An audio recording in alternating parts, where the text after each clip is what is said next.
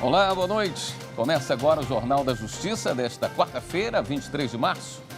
Por unanimidade, o plenário do Supremo Tribunal Federal confirma a validade de dispositivo da Lei Maria da Penha, que autoriza policiais a afastarem suposto agressor da convivência com a vítima sem mandado judicial. Esse é um dos destaques desta edição e você vai ver também. Senador protocola no Supremo o pedido de impeachment do ministro da Educação por crime de responsabilidade. Justiça bloqueia contas e bens de suspeitos de envolvimento em esquema de tráfico de drogas e lavagem de dinheiro que movimentou mais de 3 bilhões de reais.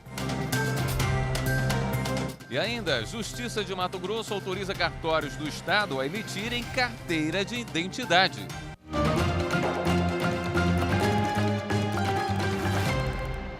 O Supremo Tribunal Federal decidiu por unanimidade que a polícia, em casos excepcionais, pode impor medidas protetivas em situação de violência doméstica. A Lei 13.827 de 2019, que alterou trechos da Lei Maria da Penha, prevê que o agressor será imediatamente afastado do lar pelo delegado de polícia quando o município não for a sede da comarca, ou pelo policial pelo mesmo motivo, quando também não houver delegado no momento da denúncia. Nesses casos, o juiz deve ser comunicado em até 24 horas e decidir no mesmo prazo sobre a manutenção ou a revogação da medida aplicada. A Associação dos Magistrados Brasileiros questiona no Supremo essa autorização de autoridade policial aplicar medidas protetivas da Lei Maria da Penha, alegando ser de atribuição exclusiva do juiz essa função.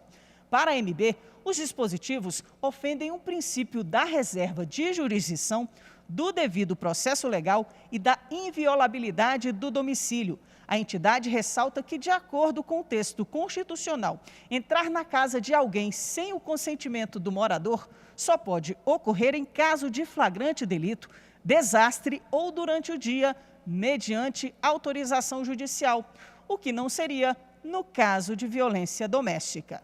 Não se pode cogitar da possibilidade de um policial ou delegado vir a penetrar no lar, domicílio local de convivência, sem ordem judicial, para retirar alguém do ambiente e ainda mantê-lo afastado, privando de sua liberdade.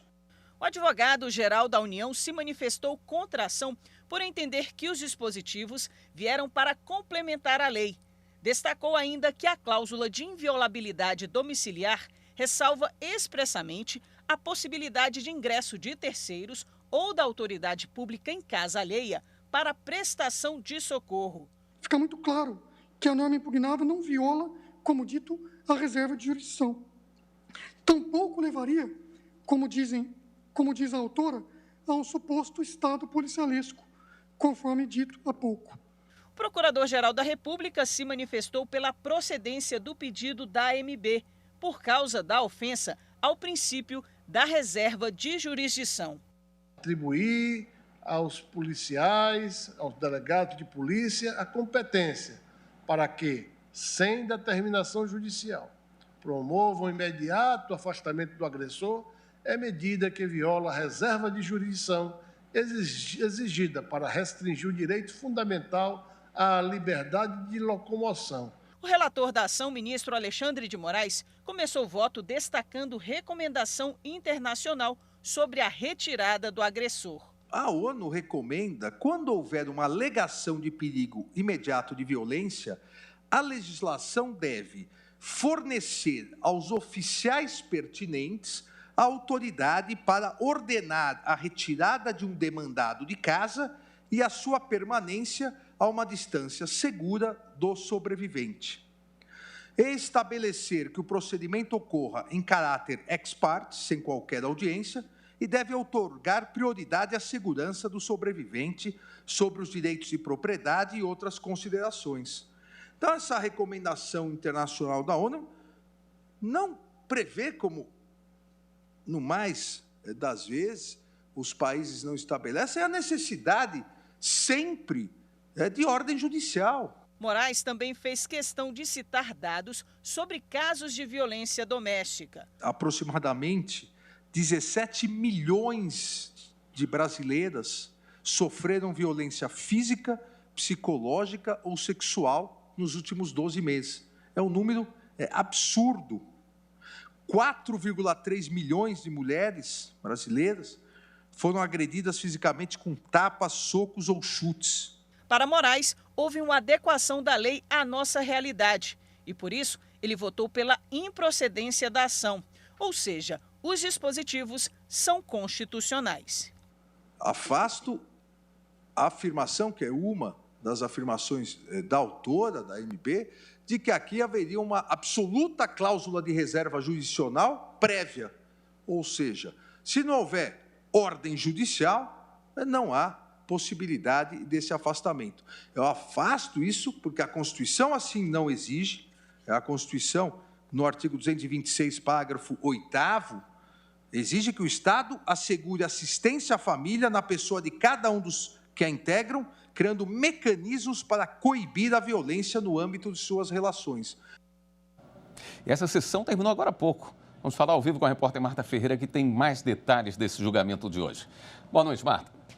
Boa noite, William. Boa noite a todos. Na sequência da sessão, os demais ministros apresentaram os seus votos. Todos acompanharam integralmente o voto do relator, ministro Alexandre de Moraes, entendendo que os dispositivos questionados pela MB são constitucionais, ou seja, delegados e policiais podem afastar o agressor da vítima sem autorização judicial nos casos de violência doméstica, como estabelece a Lei Maria da Penha. William. Obrigado, Marta. A ministra Rosa Weber, do STF, manteve a prisão preventiva do fazendeiro acusado de maus tratos a búfalos no interior de São Paulo. Em novembro do ano passado, a polícia registrou ocorrência envolvendo 1.000 búfalos e 70 cavalos que estavam na propriedade rural. Foram encontrados também restos mortais de pelo menos 137 animais. O episódio ficou conhecido como as búfalas de Brotas. A ministra Rosa Weber apontou que a jurisprudência do Supremo é no sentido do não conhecimento de habeas corpus contra a decisão monocrática de ministro de Tribunal Superior, no caso, o Superior Tribunal de Justiça. A ministra afirmou também que, ainda que fosse possível superar esse entendimento, a decretação da prisão preventiva está fundamentada em elementos concretos, com demonstração da periculosidade do acusado e da gravidade do delito, com risco ao meio social, à saúde pública e ao meio ambiente. Senador protocola no Supremo o pedido de impeachment do ministro da Educação. Assunto para o próximo bloco. A gente volta em instantes. A TV Justiça é um programa ético, sério, que leva muita informação para toda a sociedade. Parabéns à TV Justiça pelos seus 20 anos.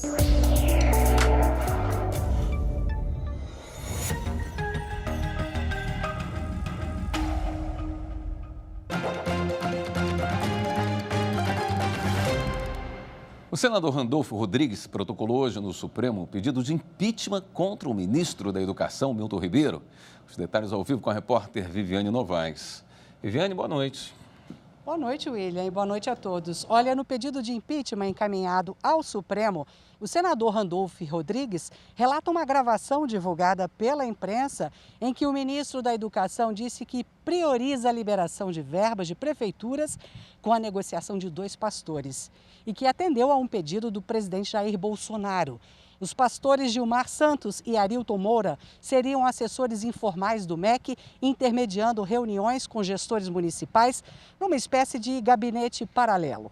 O pedido do senador Randolfo Rodrigues ainda descreve uma outra gravação. Nela, um prefeito do Maranhão afirma que o pastor Arilton Moura pediu 1 quilo de ouro e 15 mil reais após a liberação de verba do MEC. Além do impeachment do ministro Milton Ribeiro, o senador pede o reconhecimento de crimes de responsabilidade por atos contra a probidade na administração, contra a lei orçamentária e contra a guarda e o legal emprego de dinheiro público. Pede ainda o afastamento cautelar do cargo de Milton Ribeiro, o depoimento do presidente Jair Bolsonaro, dos pastores e de prefeitos, assim como a intimação do Procurador-Geral da República para detalhar as medidas que vem tomando para apurar e atribuir responsabilidades no caso. E uma notícia de última hora, agora há pouco, a Procuradoria-Geral da República informou que vai abrir inquérito para apurar as interferências no Ministério da Educação. William. Obrigado pelas informações, Viviane. A Justiça do Rio de Janeiro determinou o bloqueio de contas e bens de 13 pessoas e de 9 empresas suspeitas de participação em um esquema de lavagem de dinheiro para o tráfico de drogas. O grupo teria movimentado, desde 2019, cerca de 3 bilhões de reais. A operação foi em 9 estados e no Distrito Federal para prender 8 pessoas e cumprir 40 mandados de busca e apreensão. Segundo o Ministério Público do Rio de Janeiro, o grupo usava uma prática chamada smurfing, o fracionamento de uma grande quantia de dinheiro em vários depósitos. Dessa forma, tentava escapar do controle administrativo, camuflando transferências e operações financeiras. A polícia começou a monitorar as operações do grupo a partir de 2 depósitos bancários, feitos em outubro de 2019, em favor de 2 empresas, nos valores de R$ 30.000 e R$ 23.700. O dinheiro veio do tráfico de drogas, de uma comunidade do Complexo do Salgueiro, no Rio. A partir daí, foi descoberto o esquema, com participação de várias pessoas pelo país, muitas em regiões de fronteira. Elas atuavam como sócias ou procuradoras de empresas, que mesmo sem nenhuma estrutura, movimentaram quantias milionárias. O Ministério Público apurou que nos últimos 3 anos, a movimentação financeira do grupo chegou a 3 bilhões de reais. As empresas também lavaram dinheiro no mercado de criptomoedas. A Justiça do Rio de Janeiro determinou o bloqueio de contas e bens de 13 pessoas e de 9 empresas. Ao todo, mais de 681 milhões de reais. O Procurador-Geral da República, Augusto Aras, enviou ofício aos ministros das Relações Exteriores, Carlos França, e da Justiça e Segurança Pública, Anderson Torres, para articular a expedição de vistos humanitários a procuradores afegãos ameaçados. A iniciativa partiu da Secretaria de Cooperação Internacional da Procuradoria-Geral da República, que recebeu informações de que centenas de procuradores afegãos buscam apoio para deixar o país depois que o Talibã retomou o poder no Afeganistão. No ofício encaminhado ao Ministério da Justiça e ao Ministério das Relações Exteriores, entre outros pontos, o Procurador-Geral da República, Augusto Aras, pede informações sobre a quantidade de vistos humanitários que o Brasil pode oferecer para que os procuradores afegãos sejam acolhidos no Brasil. Isso tendo como base uma portaria que, em setembro do ano passado, regulamentou a acolhida humanitária de pessoas afetadas pela situação de grave violação dos direitos humanos e do direito internacional humanitário no Afeganistão. O Superior Tribunal de Justiça acolheu o parecer do Ministério Público Federal e condenou empresários que submeteram trabalhadores à condição análoga de escravo em Pernambuco. A decisão do STJ foi favorável ao recurso especial apresentado pelo Ministério Público Federal contra a decisão do Tribunal Regional Federal da 5ª Região, que absolveu os réus. Os condenados são proprietários do grupo econômico formado pelas usinas Vitória e Vitória Agrocomercial, situadas no município de Palmares, em Pernambuco. No total, foram 241 trabalhadores submetidos à condição análoga de escravo. Eles cumpriam jornadas exaustivas, que eram iniciadas às 4 horas da manhã e terminavam às 4h30 da tarde, com 2 intervalos para refeições de apenas 30 minutos. Muitos não recebiam sequer um salário mínimo por mês. Também não havia no engenho equipamentos mínimos de proteção. Outro problema verificado foi o transporte irregular dos empregados, que era feito por meio de tratores e carregadeiras, o que acabava expondo os trabalhadores ao risco de queda, choques mecânicos e esmagamento. E a Corte Especial do STJ não homologou uma sentença estrangeira que não teria efeitos no Brasil. O colegiado, por unanimidade, julgou extinto, sem resolução do mérito, o pedido de um ex-diretor de instituição financeira para que fosse homologada a sentença judicial das Ilhas Caimã, por entender que a decisão não produziria efeitos em território nacional.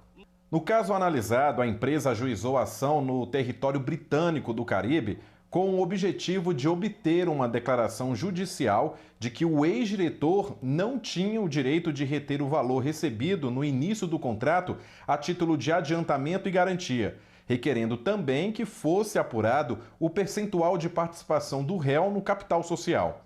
A sentença favorável ao ex-diretor afirmou que ele tem direito à retenção do valor e a 3,5% do capital social, além de indenização de eventuais prejuízos suportados durante o processo e ressarcimento de custas processuais. O ex-diretor pediu, então, a homologação da decisão no STJ para que ela tivesse eficácia aqui no Brasil. De acordo com o relator, ministro Raul Araújo, não há interesse processual que justifique o atendimento do pedido, pois, mesmo que fosse homologada, a sentença não geraria eficácia declaratória, constitutiva ou executória no território brasileiro. E no próximo bloco, população de Mato Grosso já pode tirar carteira de identidade em cartório. Voltamos já. A TV Justiça nos mostra o sistema judicial por dentro.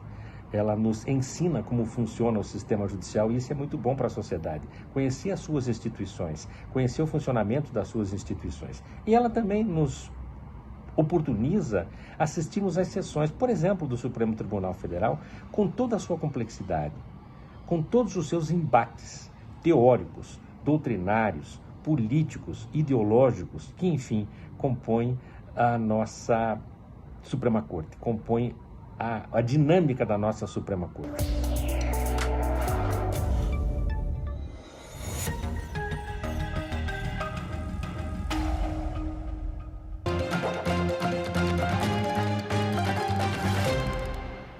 Em Mato Grosso, a população já pode tirar a carteira de identidade nos cartórios. O serviço foi autorizado pelo convênio com o governo do estado. A carteira de identidade, que antes levava meses para ser adquirida, agora vai chegar até o cidadão em menos de 20 dias. A emissão do Registro Geral, o RG, também pode ser solicitada nos cartórios. Foi o caso desta moradora de Tangará da Serra, que recebeu o documento do filho de forma rápida. E eu achei muito interessante, porque foi assim, rápido. O pessoal está muito bem treinado para atender a demanda. Está muito ágil todo o processo, desde o cartório até você ter o documento em mãos. Agilidade, padronização, fácil acesso, por estar nos cartórios, que tem toda essa capilaridade. Tudo isso é normatizado e fiscalizado pelo Poder Judiciário, pela Corregedoria do Estado de Mato Grosso, que ela está sempre à frente, né? Então o extrajudicial vai muito bem por esse diálogo, essa parceria existente. A adesão a esse tipo de serviço é gradual. Atualmente, 5 cartórios em Mato Grosso já passaram por treinamentos e estão aptos para atender a população. A expectativa é que até o mês que vem, mais 5 serventias se preparem para auxiliar a população na aquisição de documentos. Entre elas, Nova Chavantina e Jaciara. A iniciativa, que vai facilitar e muito a vida da população, é mais uma ação da Corregedoria Geral da Justiça de Mato Grosso, em parceria com os órgãos responsáveis pela expedição do documento. A Lei Federal 3484 de 2017 permitiu que os cartórios de registro civil prestassem um serviço a mais ao cidadão. E nós fizemos um convênio, juntamente com a Politec, a Arpen e a Corregedoria, com o objetivo de facilitar a emissão e o acesso do cidadão à cédula de identidade. O nosso objetivo é que o cidadão que está lá na ponta para receber o serviço dos cartórios, o receba com qualidade e celeridade. A gravidez na adolescência é um assunto de saúde pública e sociocultural. Além disso, é um motivo de preocupação para o Poder Judiciário, uma vez que ela pode ser resultado de violação ao Estatuto da Criança e do Adolescente. Sonhos interrompidos. Tive que me privar de várias coisas, né? Largar da minha educação para cuidar do meu filho. A gravidez veio aos 15 anos de idade. Hoje, o filho desta jovem já está com 7 meses. Descobrir que seria mãe foi um susto. Fiquei assustada, né? Susto que, segundo ela, está ligado à falta de orientação sexual em casa. Não teve muito, porque quando eu tinha 13 anos, minha mãe morreu. Então fui morar só com meu pai. Foi sempre eu e minhas irmãs mais. Não teve muita ajuda nessas questões, não. A desinformação leva a uma explosão de gravidez precoce no Brasil. O país tem hoje uma taxa média anual de 400 mil casos de gestação na adolescência, incluindo crianças de apenas 10 anos de idade. É uma das mais altas taxas do mundo. Em janeiro de 2019, foi sancionada uma lei que criou a Semana Nacional de Prevenção da Gravidez na Adolescência. O objetivo é levar a educação sexual a meninos e meninas de forma permanente.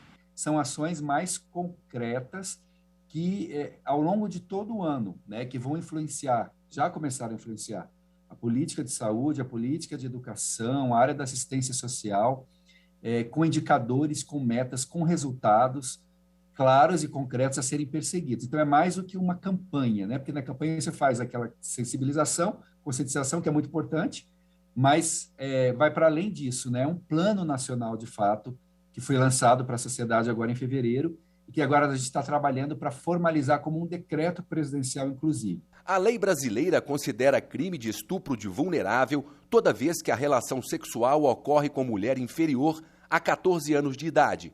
O judiciário está de olho. É importante ressaltar que essa é uma fase de desenvolvimento do ser humano.